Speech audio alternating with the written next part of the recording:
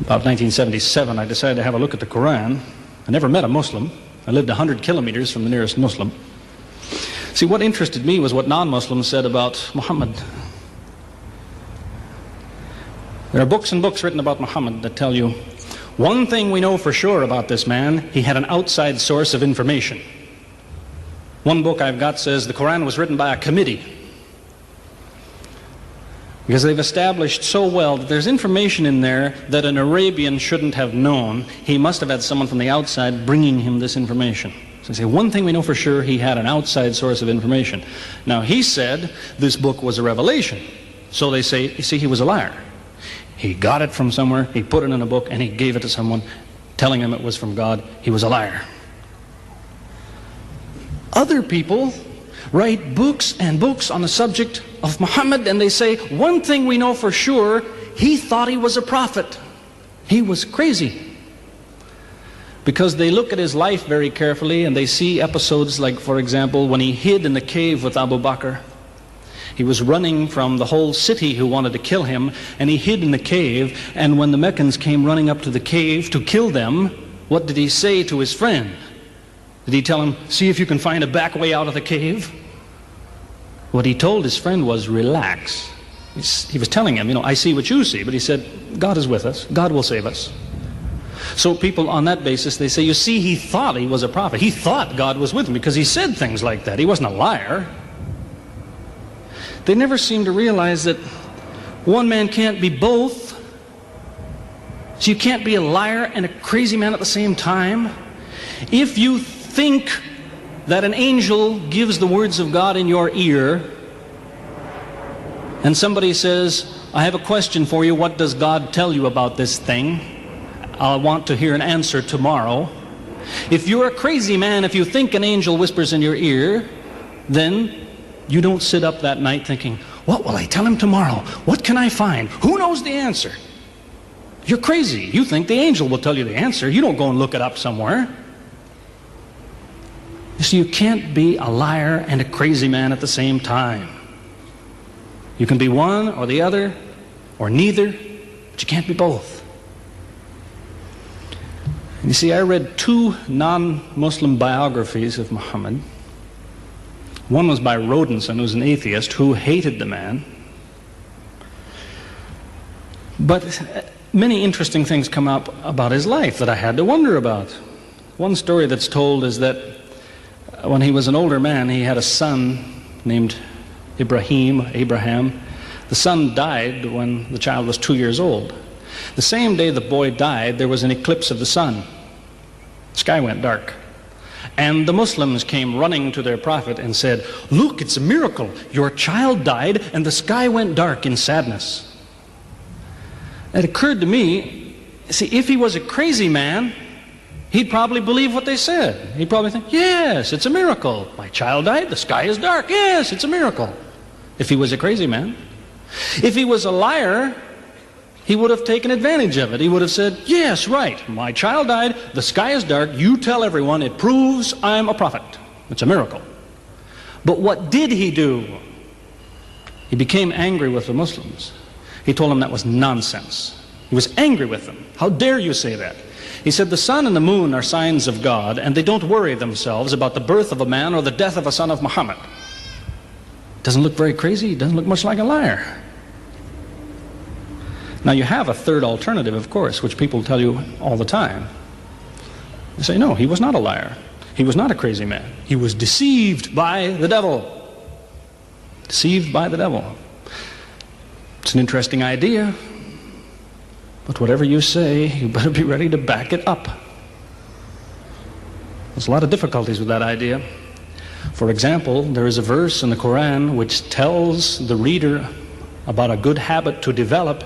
It tells him, before you read this book, always say, A'udhu billahi minash shaitani rajim, which means, I take refuge in God from Satan the rejected.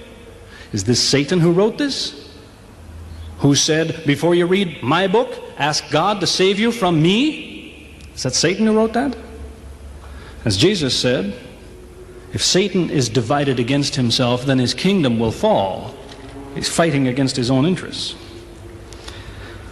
So let me finish with a story that illustrates a point. As I said, there's many theories and many explanations around, many explanations. But an explanation, something somebody tells you, is just so much air coming out of his mouth unless he has proof and unless he offers you something that you can use to falsify it. You see, there's many theories of how do the planets go around the sun and how do the stars burn and all the rest of it. Many theories. Most of them are just so much wind. Scientists pay no attention to them because they don't contain something that could be checked to prove it false.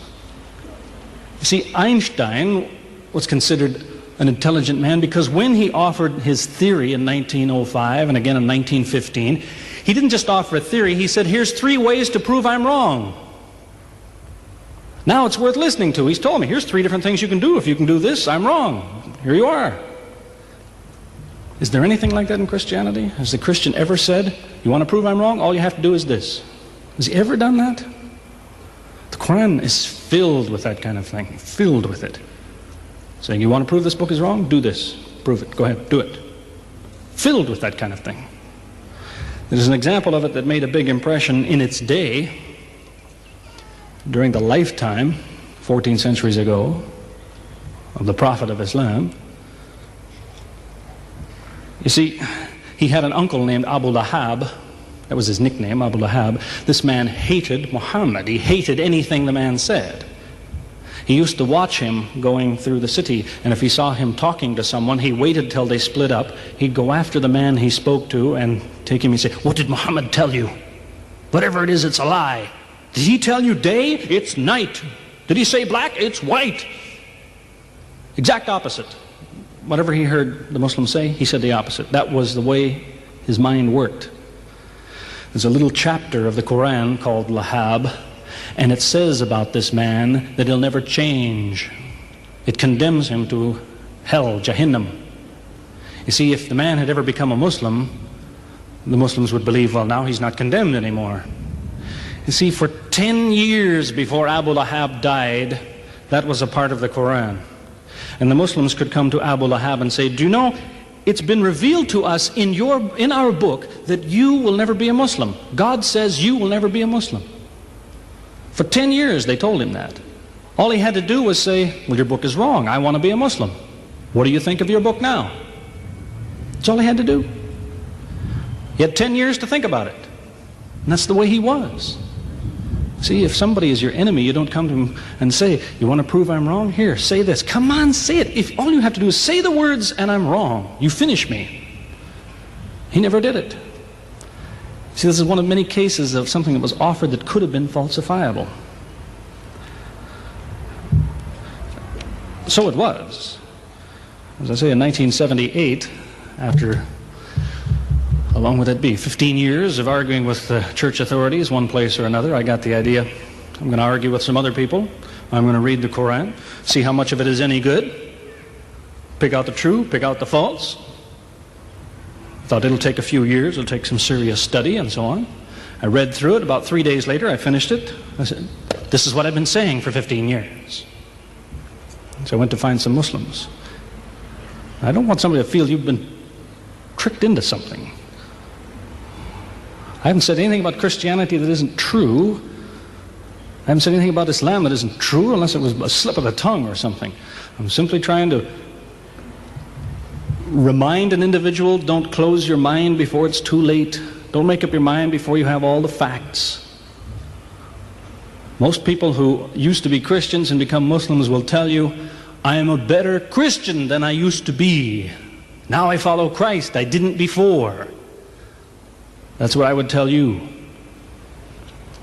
The Bible says Jesus told his disciples, when you greet one another, let your greeting be, peace be with you. He set the example. Peace be with you. Who says that today? Christians? Once in a great while, maybe. Muslims, whether they speak Arabic or not, they say, Salaam alaikum. Peace be with you. Jesus, when he prayed in the Garden of Gethsemane, put his forehead on the ground. Who prays like that? Christians or Muslims? Jesus used to fast for more than a month at a time. Who fasts today? Christians or Muslims?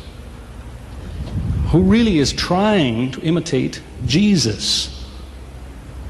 Somebody said to me before coming in here, they said, the Muslims make Jesus out, they insult him and so on and so on. How, possibly, do they insult him? They lift him up. Up. They can't tolerate anything bad said about him.